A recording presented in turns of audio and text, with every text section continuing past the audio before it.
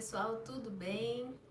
Bem-vindos a mais um vídeo do canal, penúltimo capítulo do livro de Atos. Vamos estudar hoje o capítulo 27, que é um capítulo super famoso, capítulo bem marítimo. Nada melhor do que uma pessoa aqui para estudar com vocês, mineira de pai e de mãe, que conheceu o mar aos 13 anos de idade. É necessário dizer que eu não entendo nada de termos técnicos náuticos e esse capítulo é recheado desses termos, mas isso fez com que eu estudasse mais e isso foi muito bom para mim. Eu espero que seja proveitoso para vocês também. Eu sempre tive um fascínio muito grande em estar perto do mar, justamente por ser algo tão diferente para mim. Eu sinto o cheiro diferente da cidade costeira.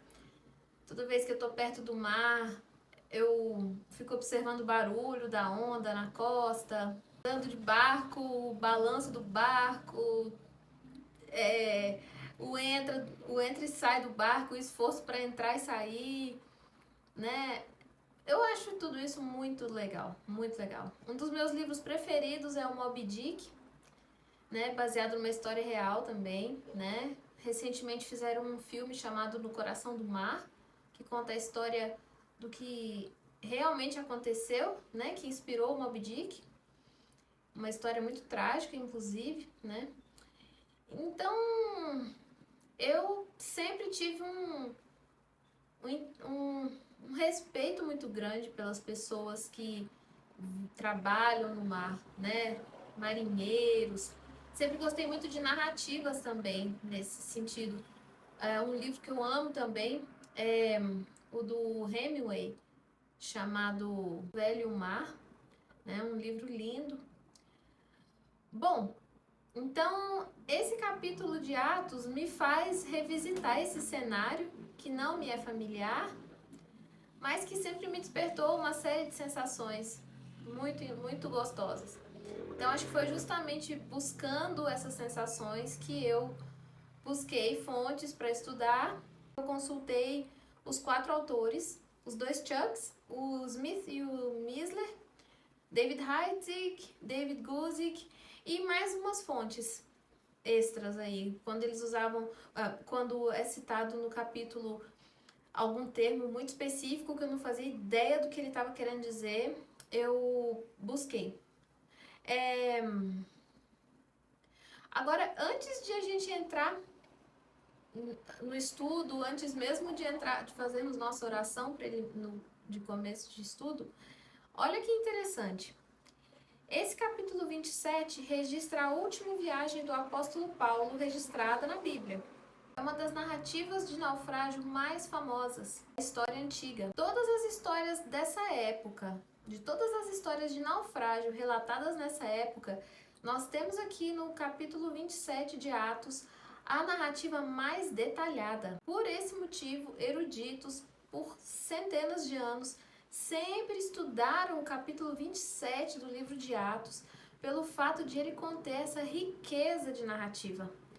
Muita coisa a gente não entende devido às traduções e também pelo fato de nós não termos a vivência, mas quem lê o capítulo 27 de Atos no grego consegue depreender uma quantidade absurda de informação. Esse capítulo mostra sobre como os navios eram construídos, o tipo de localização do mastro, a estrutura do mastro do navio, como as pessoas viajavam, o rumo tomado por esse navio. O capítulo mostra o tipo de tempestade que eles enfrentaram, né, que foi o Euroaquilão. A narrativa mostra onde o navio naufragou, né, que foi na ilha de Malta. Revela até mesmo a profundidade do mar no local onde aconteceu o naufrágio, o que possibilitou o encontro de destroços. Quem quiser uma exposição bastante detalhada sobre o que foi possível resgatar, eu proponho que consulte o estudo do Chuck Misler, tá? Ele, nos minutos finais, ele cita o Museu Naval da Ilha de Malta. O professor da universidade orientou os estudos e tal. Então, tem muita coisa, muita informação histórica para quem se interessar. eu proponho que busque o estudo do Chuck Missler. É interessante observar que essa narrativa do capítulo 27 de Atos, né, desse desastre náutico, essa narrativa tem mais palavras dedicadas a ela do que Gênesis. O Espírito Santo, né, o autor do livro, o autor da Bíblia, definiu mais palavras para detalhar esse navio, essa viagem de navio feita por Paulo, do que a quantidade de palavras usadas em Gênesis para mostrar a criação de todas as coisas. Interessante, né? E, como eu disse, graças à especificidade da narrativa, foi possível recuperar uma das âncoras. Tá? Então, quem quiser saber que âncora foi essa, como foi achada, isso tudo está no Museu Naval da Ilha de Malta. E toda a pesquisa feita, todos os dados científicos, tá? Científicos comprovados que foram, que mostram, né, que a âncora é de uma data relativa a da vida de Paulo, Império Romano e tudo mais. Procura lá que vai achar muita coisa legal. Muito bem. Dito isso, vou fazer uma oração para a gente começar nosso estudo. Pedindo, né, que o autor do livro nos oriente, nos guie, nos preserve de todo engano, de todo tropeço, né, que ele abençoe os nossos corações, as nossas mentes, para que nós recebamos esse estudo para a honra e glória do Senhor Jesus, porque é para isso que esse estudo aqui está sendo feito, para que nós conheçamos o Senhor Jesus, para que nós recebamos o Espírito Santo, né, e a missão do Espírito Santo é essa, que Jesus mesmo deu, né, nos guiar no pleno conhecimento da verdade. Então, Pai, muito obrigada pela sua graça que o Senhor nos concede de estarmos aqui mais uma vez. Eu te louvo, eu te agradeço por essa bênção muito grande que o Senhor me concede em primeiro lugar e a todos que se juntarem aqui ao estudo. Pai, é das suas mãos que eu recebo cada fôlego de vida, é das suas mãos que eu recebo cada entendimento, é das suas mãos que eu recebo a verdade, que é o seu Filho, que o Senhor enviou a esse mundo por amor a nós. Eu te agradeço, eu peço que o Senhor nos abençoe, nos livre de todo engano. Peço que o Senhor abençoe cada palavra que sair da minha boca, que sejam palavras aceitáveis diante do Senhor, que te tragam alegria, que honrem o seu nome, porque foi para isso que eu fui feita. É para isso que nós estamos aqui. Em nome de Jesus eu peço. Amém. Muito bem. Vamos lá, pessoal. Vamos lá que esse estudo aqui tá cheio de coisa. Vamos lá. Capítulo 27, versículo 1. Como se determinou que havíamos de navegar para a Itália, entregaram Paulo e alguns outros presos a um centurião por nome Júlio, da corte Augusta. Né? Por que se determinou que aqui fôssemos, né? Lucas está fazendo a narrativa, está se incluindo, né? Lucas está junto com Paulo nessa.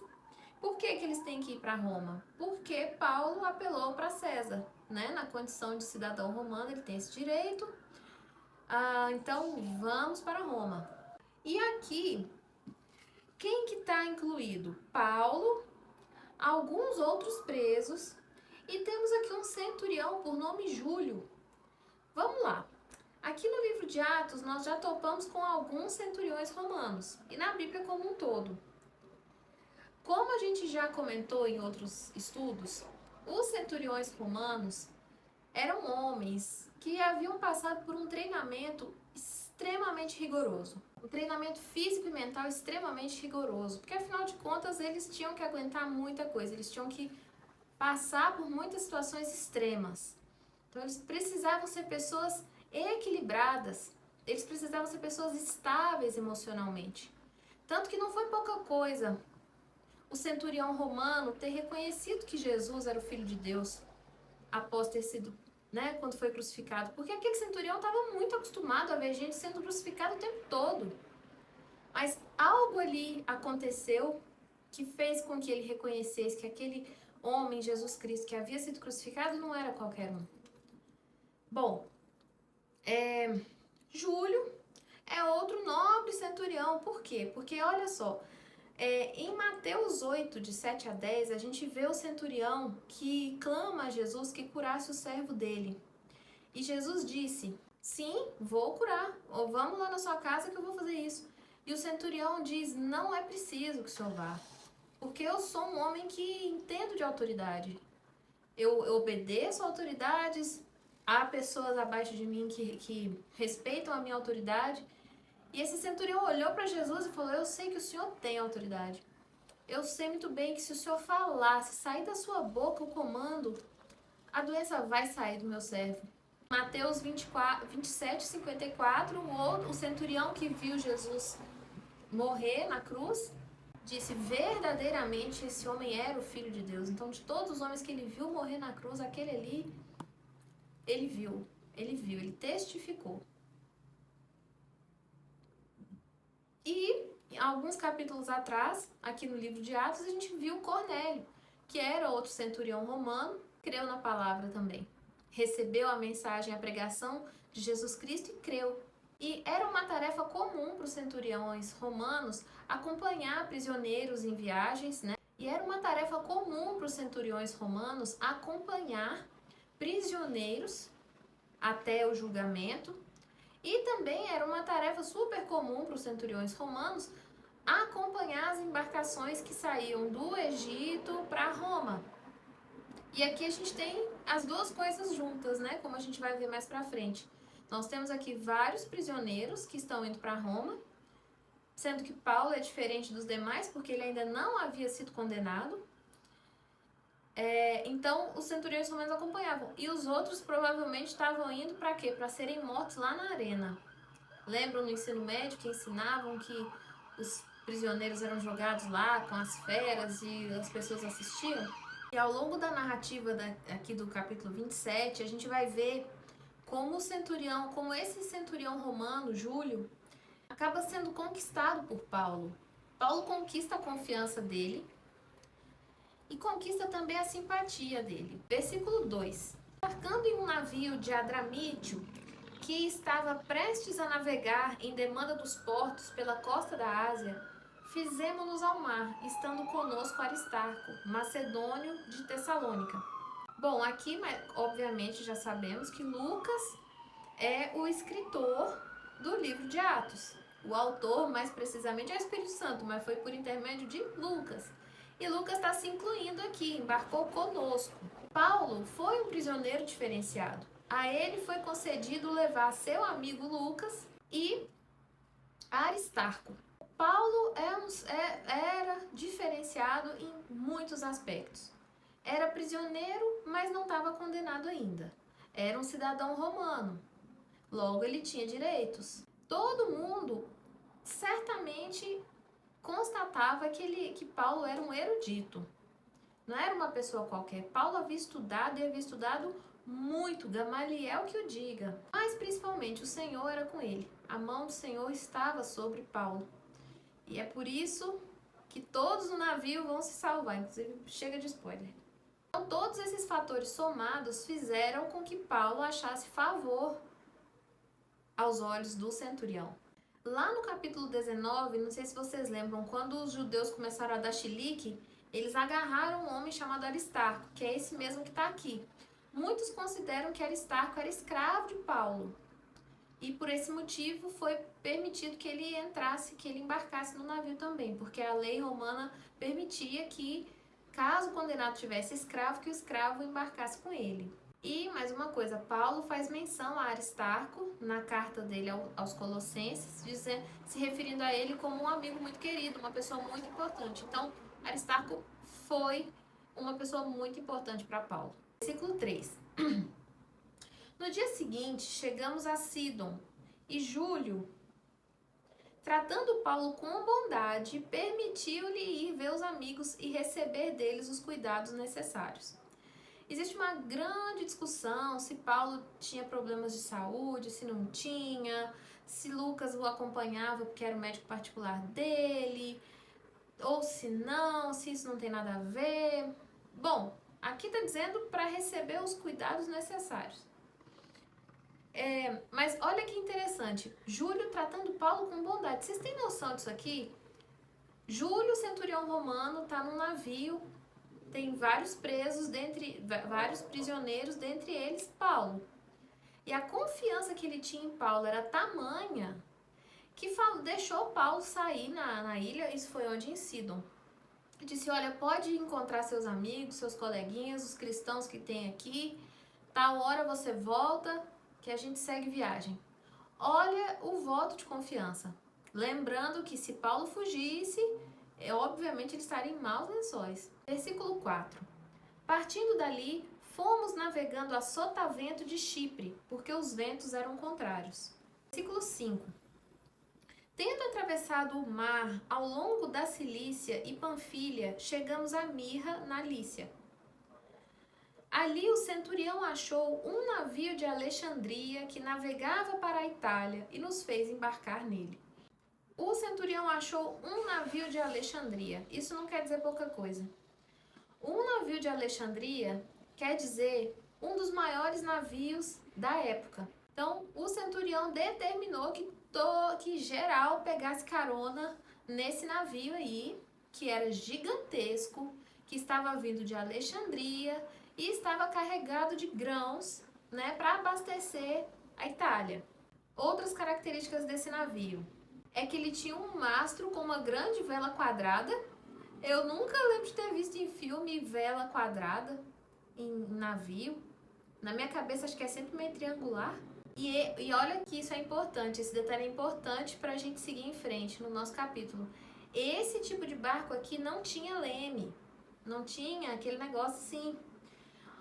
Tudo era, a direção do navio era dada por duas remos que ficavam na parte de trás do navio. Então a característica marcante desse grande navio de Alexandria é que ele era robusto, ele era grande, mas ele não era fácil de ser controlado. Ele não era um tipo de navio apropriado para lidar com um vento forte, sabe? Que fosse capaz de mudar de direção. Não era essa a proposta desse navio. Muito bem, versículo 7.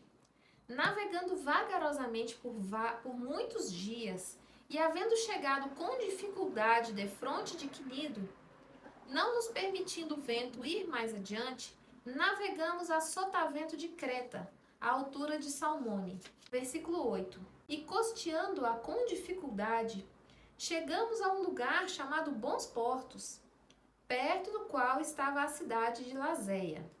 O David Guzik faz uma piada engraçada nesse versículo aqui. Ele diz que eram os comerciantes dessa cidade que deram o nome para ela de Bons Portos, porque de Bom Porto não tinha nada. Diz que era um curutelo pequenininho, tinha nada para fazer lá, e pelo fato de ela ser pequenininha, olha o que acontece. Versículo 9. Havendo decorrido muito tempo e tendo se tornado perigosa a navegação, porque já havia passado o jejum, Paulo os advertia, dizendo-lhes: Senhores, vejo que a viagem vai ser com avaria e muita perda, não só para a carga e o navio, mas também para nossas vidas. Paulo está aqui advertindo, gente, nós chegamos aqui nessa cidade de Bons Portos, né, que foram os comerciantes que deram esse nome, porque na verdade de Bom Porto não tem nada, eu sei disso, isso aqui é um curutelo, né, os marinheiros não queriam passar o inverno lá, entendeu? Mas Paulo falou, não vamos seguir em frente. Por quê, gente? Paulo era um marinheiro, eu não sei, mas era um tripulante experimentado. Os estudiosos estimam que, nesse ponto aqui, Paulo já havia percorrido mais de 3.500 milhas no mar. 3.500 milhas corresponde a 5.632 quilômetros.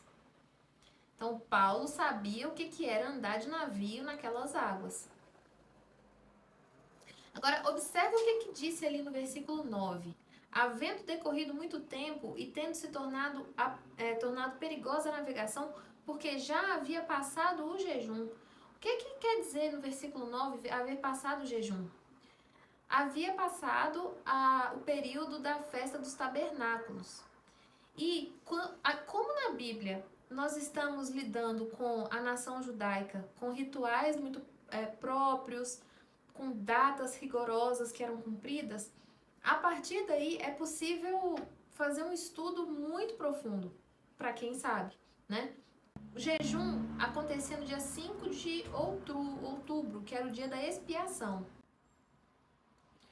E era considerado um período perigoso para a navegação de 14 de setembro a 11 de novembro. Era perigoso navegar nesse período por causa das tempestades de inverno, e Paulo estava vendo o tempo correr e estava ciente disso. Paulo sabia exatamente da tradição judaica que dizia que após a festa do tabernáculo, que incluía esse jejum que foi mencionado no versículo 9, não era hora de navegar por causa das tempestades de inverno. Então, quando Paulo fala dos perigos de se prosseguir com a viagem, ele podia muito bem estar falando na qualidade de profeta, como também na qualidade de um tripulante experimentado.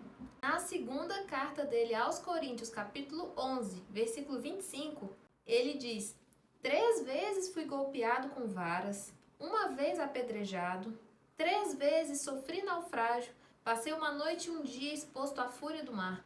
Então, assim, ele tinha passado por muita coisa. Versículo 11.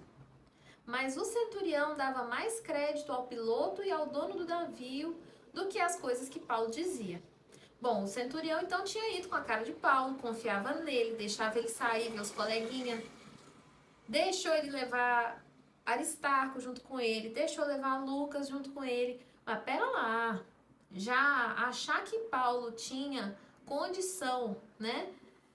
Era um profeta de Deus, era um homem de Deus, mas poxa, dá pitaco no navio? Para onde navegar? O centurião, aí ele não deu essa...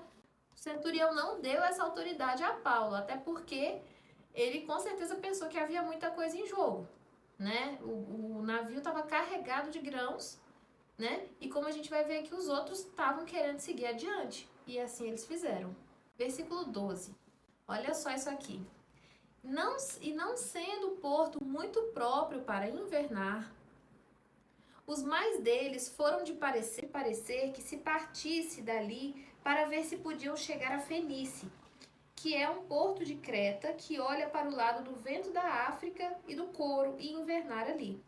Então eles pensaram, muito mais negócio a gente ir para Fenícia, que está perto daqui, passar o inverno lá num lugar muito maior, com muito mais diversão, do que ficar aqui. Fenícia estava a 64 quilômetros de distância. Então, para eles fez todo sentido navegar mais 64 do que ficar lá. Sabe quando você está viajando de carro, você está apertado para ir ao banheiro, tá com fome, aparece uma parada meia boca, mas a pessoa que está dirigindo fala, não, aguenta aí mais 100 quilômetros que a gente vai parar num graal da vida, num sei lá qual da vida, muito mais legal, e aí você sofre até chegar lá. Tá. Versículo 13. E soprando o sul brandamente, lhes pareceu terem já o que desejavam. Então, levantando as velas, foram de muito perto costeando Creta. Então deve ter pensado, tá vendo, Paulo? Não precisava se preocupar, o vento sul tá soprando brandamente. 14. Mas não muito depois, deu nela um pé de vento, chamado Euroaquilão. Gente, para esse pé de vento ter um nome próprio, é porque ele tinha fama. Eu procurei no YouTube, assim, vídeo, sabe? Eu botei Euroaquilão, National Geographic, alguma coisa do tipo, foi o que me veio na cabeça, mas eu não consegui achar. Então, assim, tudo que eu tenho de recurso cognitivo para ler o que vai acontecer daqui pra frente é o que eu já assisti em filme. Sabe filme de navegação que tem a tempestade, que as ondas que são formadas em torno do navio parecem uns paredões, parece assim um prédio, sabe, de tão alto. É o que eu tenho em mente quando eu penso nisso aqui. Versículo 15. E sendo o navio arrastado e não podendo navegar contra o vento, desistimos de lutar e nos deixamos ir à deriva. Olha, Pra gente que tá lendo aqui, são palavras. Mas presta atenção nessas palavras. Navio arrastado, não podendo navegar contra o vento, desistimos de lutar e nos deixamos ir à deriva. Aquele ponto em que o ser humano desiste e entrega, fala, não tem mais o que fazer. Versículo 16. E correndo abaixo de uma pequena ilha chamada Clauda, apenas pudemos segurar o bote salva-vidas. Aqui na outra tradução diz que somente a custo pudemos segurar o batel, né? O bote salva-vidas. Então, assim, chegou um momento no barco que tudo que cada um deles podia fazer era segurar o bote salva-vidas para garantir que ia conseguir respirar. Já não conseguiam fazer mais nada como um todo, assim, para salvar o navio, qualquer coisa do tipo. 17. E levado este para cima, usaram de todos os meios, amarrando o navio, e temendo darem à costa da Sirte, amainadas as velas, assim foram à toa. Aqui no 17 também tem muita coisa. Tem muita coisa que eu não entendo,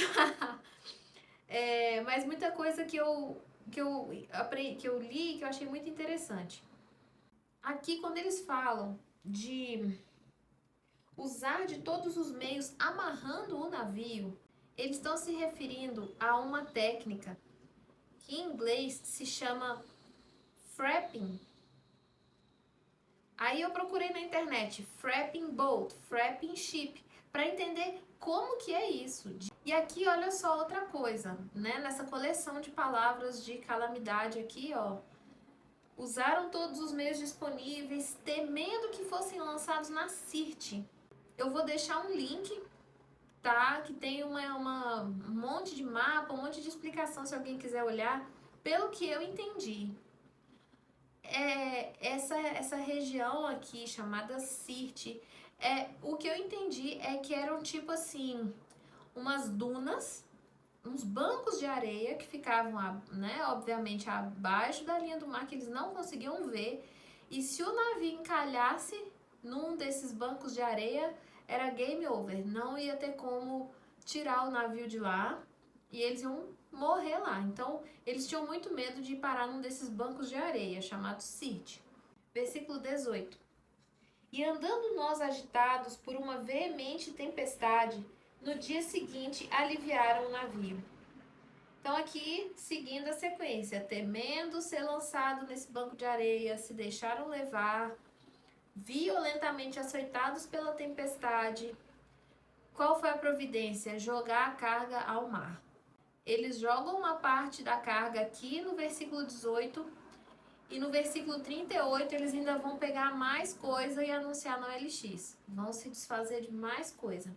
E ao terceiro dia, nós mesmos, com as nossas próprias mãos, lançamos ao mar a armação do navio.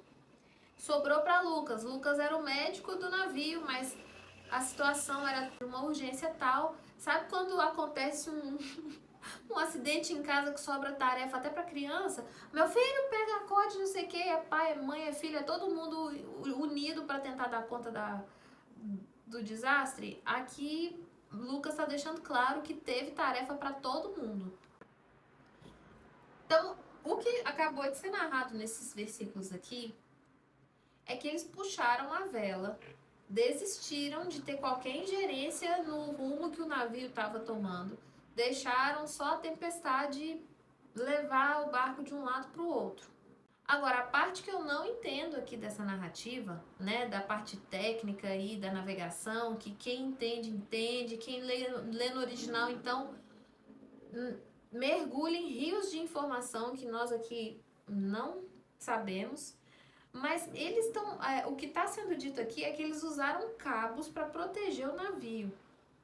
Que essa era uma medida de emergência normal, que ajudava a evitar que o navio se partisse em uma tempestade. Daí você imagina a força dessa tempestade para partir o barco. Agora, como eles usavam o cabo para evitar que isso acontecesse, eu realmente não entendo. E aí, olha só, isso aqui eu peguei de um dos estudos. Olha o que está escrito. Eles colocariam essas grandes cintas, essas cordas, e amarrariam o barco para que ele não se partisse na arrebentação forte. Gente, tá amarrando, tá botando essas cordas para amarrar o barco onde? Bom, aí um comentário que o Skip Heitzig faz, né, sobre o fato de estarem jogando ao mar tanto da carga, né, que devia, certamente valia uma nota os grãos que estavam sendo transportados para Roma, tudo isso é jogado ao mar. E aí o Skip Heitzig comenta, né, como que as tempestades mudam os valores. Nesse ponto aqui eu me lembrei também de Provérbios 11:4, que diz que as riquezas de nada aproveitam no dia da ira, mas a justiça livra da morte. Gente, olha como a situação vai ficando cada vez mais tensa. Versículo 20. E não aparecendo, havia já muitos dias, nem sol, nem estrelas, e caindo sobre nós uma não pequena tempestade, fugiu-nos toda a esperança de sermos salvos. Gente, eles não conseguiam ver sol, não conseguiam ver estrela, não conseguiam se nortear. Então aqui nesse ponto, até onde a vista deles alcançava, não tinha salvação. Eles literalmente aqui, ó, fugiu-nos, isso quer dizer que fugiu inclusive de Lucas, fugiu toda a esperança de eles serem salvos. Nesse momento eu penso em Moisés, diante do Mar Vermelho, com o exército de Faraó atrás, até onde a vista dele alcançava, e a de qualquer um de nós, não tinha o que fazer. Na época não existia helicóptero, ia aparecer um helicóptero, puxar todo mundo de lá. Mas o que temos é o Deus do impossível, que é também Deus conosco. Então é Deus conosco fazendo o impossível. Versículo 21, vamos ver o Deus do impossível agindo aqui nesse momento. Versículo 21. E havendo já muito que não se comia, então Paulo, pondo-se em pé no meio deles, disse: fora, na verdade, razoável, ó homens, ter-me ouvido a mim, e não partir de Creta, e assim evitariam este incômodo e esta perda. Bom, aqui foi basicamente o hashtag eu avisei. Mas Paulo não tá falando isso aqui, no meu entendimento, para jogar na cara, eu avisei, eu tinha razão, não. Não, mas justamente para ele argumentar, para ele impelir as pessoas a acreditarem no que ele vai dizer. Acreditarem no que ele vai dizer no versículo seguinte, né? Detalhe, esse jejum que ele menciona aqui não é jejum de qualquer ritual religioso, nada disso. Eles não estavam comendo por causa do enjoo, né, da grande tempestade, o barco não parava de balançar. Obviamente, estavam todos sem esperança de sobreviver, um clima muito pesado, ninguém lá estava tendo cabeça para pensar em comida. Versículo 22. Mas agora vos admoesto a que tenhais bom ânimo, porque não se perderá a vida de nenhum de vós, mas somente o navio. Porque esta mesma noite o anjo de Deus, de quem eu sou e a quem sirvo, esteve comigo, dizendo: Paulo, não temas, importa que sejas apresentado a César. E eis que Deus te deu todos quantos navegam contigo. Olha quanta coisa aqui. Paulo está dizendo, da mesma forma como as palavras que eu disse antes se provaram verdadeiras, as que eu estou dizendo agora também são verdadeiras. Então escuta o que eu estou dizendo dessa vez. Gente, agora prepara para um choque. Toda vez que eu escuto uma palavra de encorajamento, que eu leio, eu paro para pensar em quem não tem esperança mais, em quem já morreu, em quem não recebeu a salvação por fé em Cristo Jesus e está no inferno eternamente. A nossa mente não consegue alcançar. Nossa mente não consegue alcançar o que é ter uma consciência de si dentro de uma situação de completa condenação, completa ausência de Deus, de tudo que Ele dá, ar, luz, água, vida, comunicação, companhia, amor, alegria. E não haver esperança, não há luz no fim do túnel, não há escapatória, não há para onde correr. Me chama muita atenção. Toda vez que eu ouço uma palavra de esperança, uma palavra de encorajamento, eu sou acordada, assim, eu fico, eu sou chamada a atenção para o fato de estar, tá me ouvindo também, dentro de uma situação na qual existe esperança. Qualquer que seja a tribulação que está passando agora, que nós estejamos passando agora, nós temos esperança, nós vemos luz no fim do túnel, né? E esse livro aqui, essa preciosidade aqui, é a maior boa notícia. É a maior boa notícia. Que nós nunca saibamos o que é não ter esperança. Afinal de contas, o Senhor Jesus nos transportou da morte para a vida. Quem está em Cristo Jesus não verá a morte. Nunca. Não temas, Paulo. Importa que compareças perante César. E eis que Deus te deu todos os que navegam contigo. Então aqui, eu já comentei anteriormente, mas eu aprendi com um autor chamado Richard Wurmbrand, que a Bíblia, que existem exatamente 306 ocorrências na Bíblia dessas palavras, não temais, que é uma para cada dia do ano, incluídos os anos bissextos, porque nosso Deus é um Deus de detalhe. Então, nós temos não temais para cada dia do ano. Então, a gente pode acordar todo santo dia de manhã e pensar, a palavra do meu Senhor para mim hoje é: não tenha medo. E aí, para ter uma boa notícia para dar num contexto desse, essa notícia só pode ter vindo realmente de Deus, né? E é muito lindo isso que está escrito aqui no versículo 24. Deus te deu todos os que navegam contigo. Isso quer dizer o quê? Que Paulo estava orando por eles. Paulo, crendo na promessa de Deus, ele sabia que ele ia para Roma, porque Deus havia dito isso para ele. Mas Paulo se importou, Paulo orou por cada tripulante desse navio, que a gente vai ver que foram 276, né? Uma coisa assim.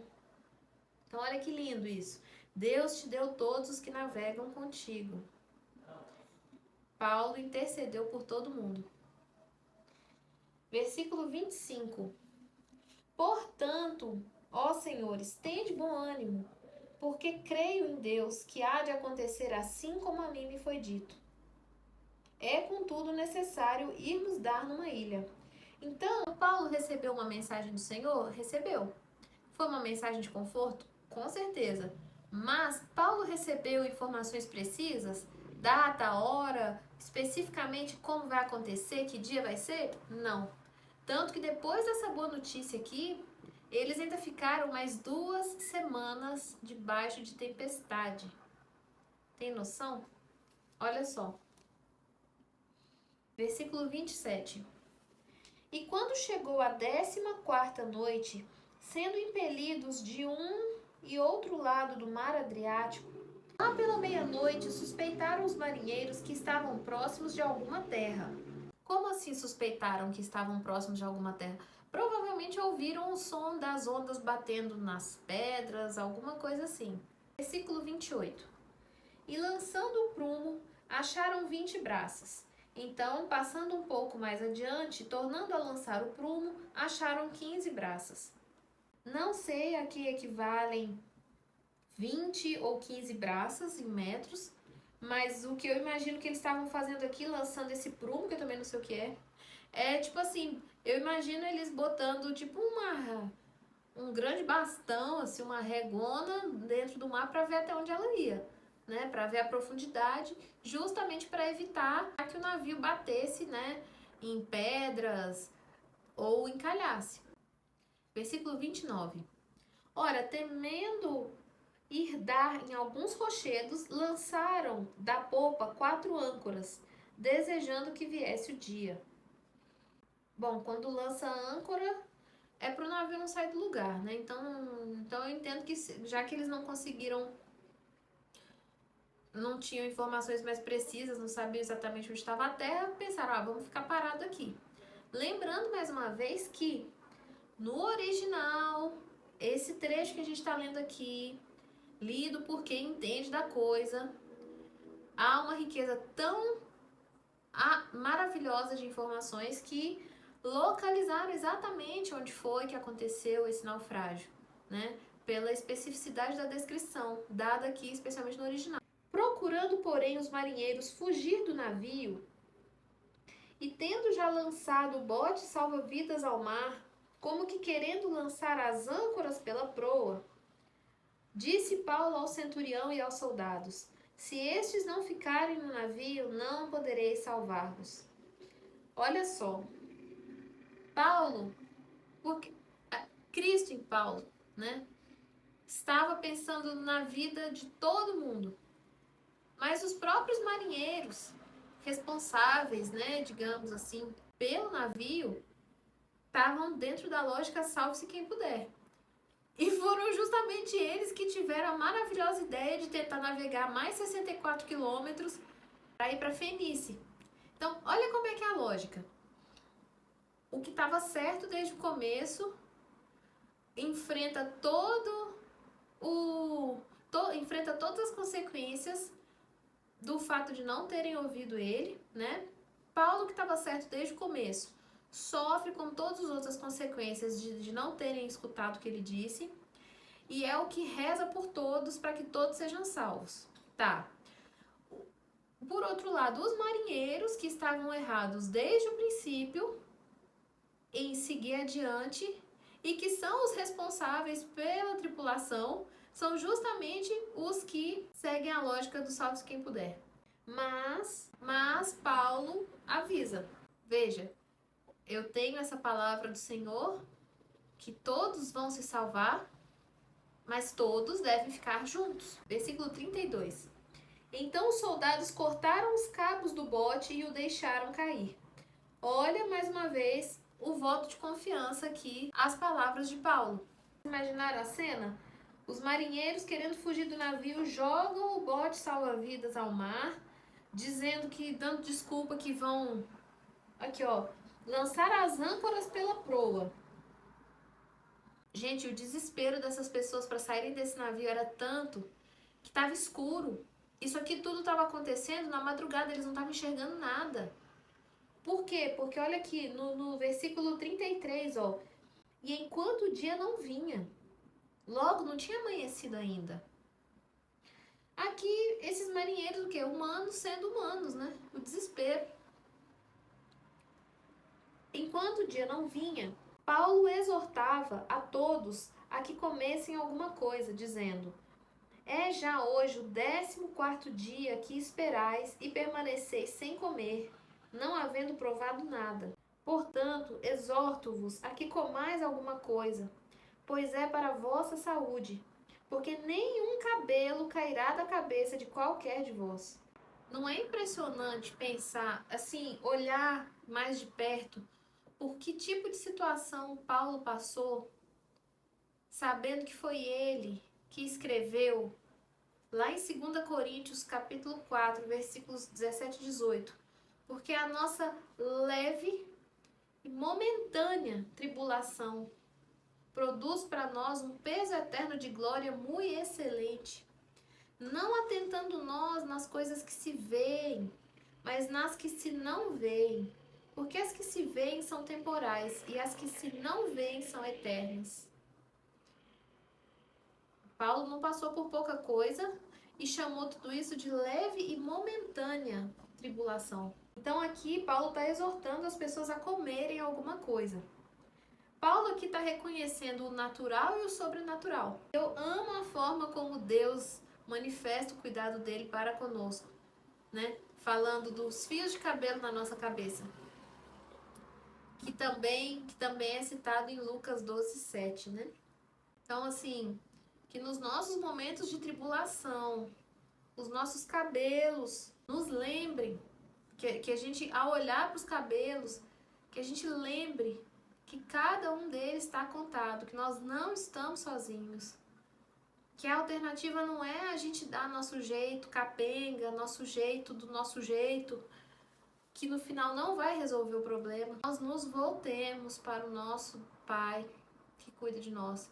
E isso que eu estou falando, eu estou falando especialmente para mim mesma. Porque eu reconheço que, infelizmente, que muitas vezes, em momentos de angústia, de tribulação, eu vejo comigo mesma o que eu vou fazer, que jeito que eu vou dar, como se Deus não estivesse olhando, né? Versículo 35.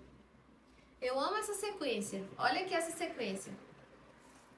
E havendo dito isto, tomando o pão, primeiro Paulo falou o que falou, então, havendo dito isto, tomando o pão, então ele falou, pegou o pão, deu graças a Deus na presença de todos e partindo-o, começou a comer.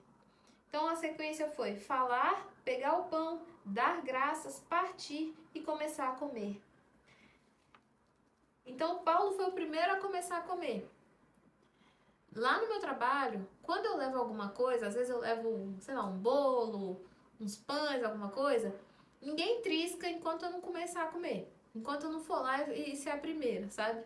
Então assim, precisa ter, primeiro eu tenho que estar lá mastigando para todo mundo ir lá. A mesma coisa aqui nessa cena. Paulo foi o primeiro a mastigar. E eu acho muito bonito isso aqui, que essa sequência de atitudes de Paulo, no versículo 35, gerou o bom ânimo nos demais. E tendo já todos bom ânimo, puseram-se também a comer. Então imagina uma cena assim, tá todo mundo lá completamente miserável, completamente desvalido, esgotado. E aí Paulo faz o que faz, fala o que fala, é dar graças a Deus pelo pão e se alimentar dele. As pessoas foram olhando Paulo fazer aquilo, falar aquilo, comer, e foram se enchendo de ânimo, né? De força de novo. É muito de Deus. Que testemunho, né? Esses tripulantes receberam. Versículo 37. E éramos ao todo no navio 276 almas. 38. Então, refeitos com a comida, aliviaram o navio, lançando o trigo ao mar. Então, aqui mais uma vez, jogaram mais trigo no mar. Versículo 39. E sendo já dia, não conheceram a terra. Enxergaram, porém, uma enseada que tinha praia e consultaram-se sobre se deviam encalhar nela o navio. Então, eles não reconheceram, mas eles chegaram aqui na ilha de Malta. E o local onde o navio encalhou é hoje conhecido como Baía de São Paulo. Tá no Google, Baía de São Paulo, Ilha de Malta, vocês vão ver esse lugar.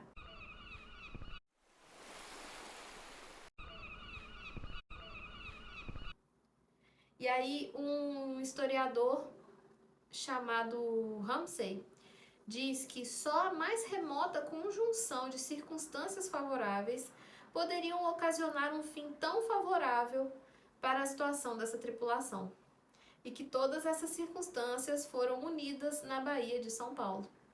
Então, quando tudo é impossível, quando o encontro de todas as circunstâncias favoráveis, impossíveis de acontecerem pelos esforços dos homens, vem a mão de Deus e faz tudo alinhar perfeitamente conforme a vontade dele. Isso não é maravilhoso? Isso não é lindo? E outra observação é que se eles tivessem perdido Malta, não haveria nada para eles fazerem se não navegar mais 321 quilômetros ou 200 milhas até eles encontrarem a costa da Tunísia. Isso se eles pegassem o caminho certinho, sem virar para a esquerda nem para a direita, e se o navio desse conta, coisa que também não ia ser provável. Versículo 40. Assim, levantando as âncoras, deixaram-no ir ao mar, largando também as amarras do leme e alçando a vela maior ao vento, dirigiram-se para a praia. Assim, eu olho para esse navio aqui, tudo que está acontecendo com ele, muito como assim, representando a terra, sabe? as coisas desse mundo, as coisas que a gente tem nessa vida, a gente joga tudo, né? A gente larga tudo para alcançar a promessa de Deus, né? As riquezas, né? A ideia que a gente tem de conforto e de segurança acaba sendo jogado no mar, né? Assim, simbolizando, acaba sendo abdicado, né?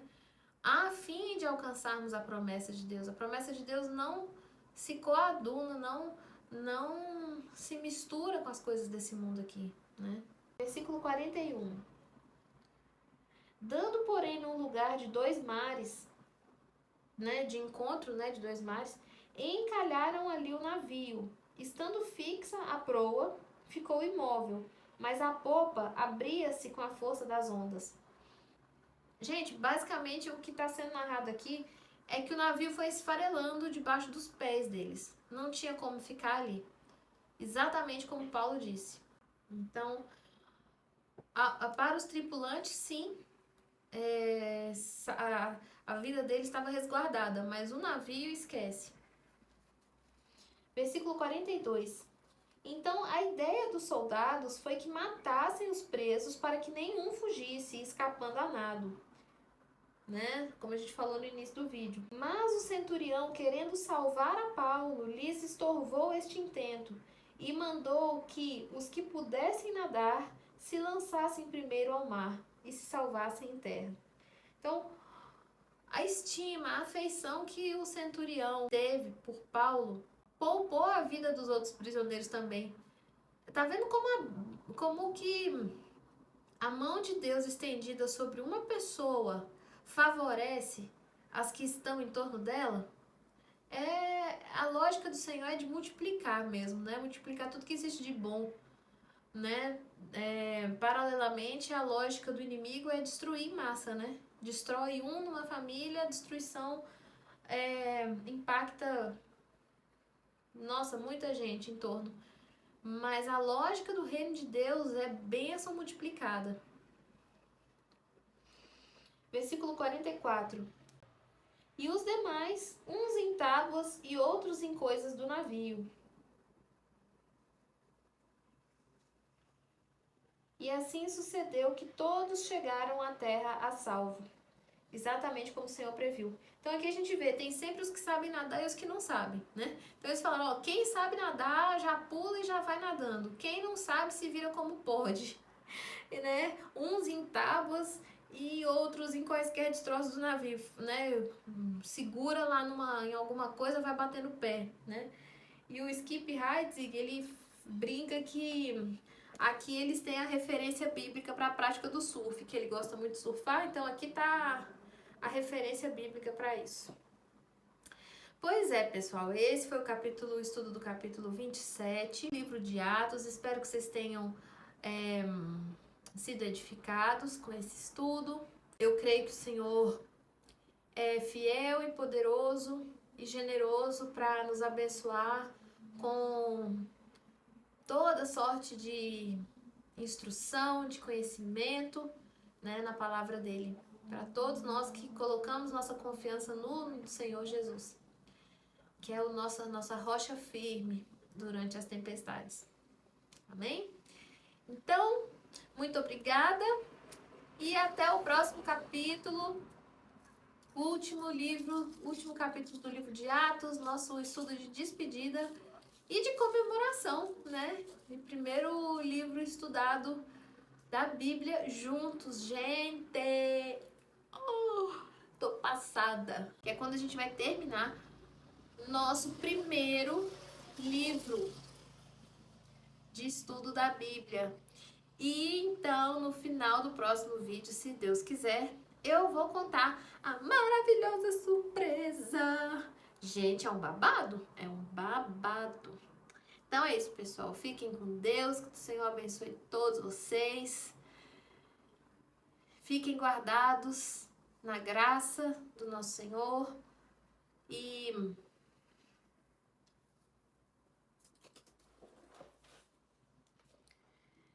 eu vou terminar o vídeo lendo um versículo do Salmo 57. primeiro versículo do Salmo 57 que diz: à sombra das tuas asas me abrigo, até que passem as calamidades. É isso.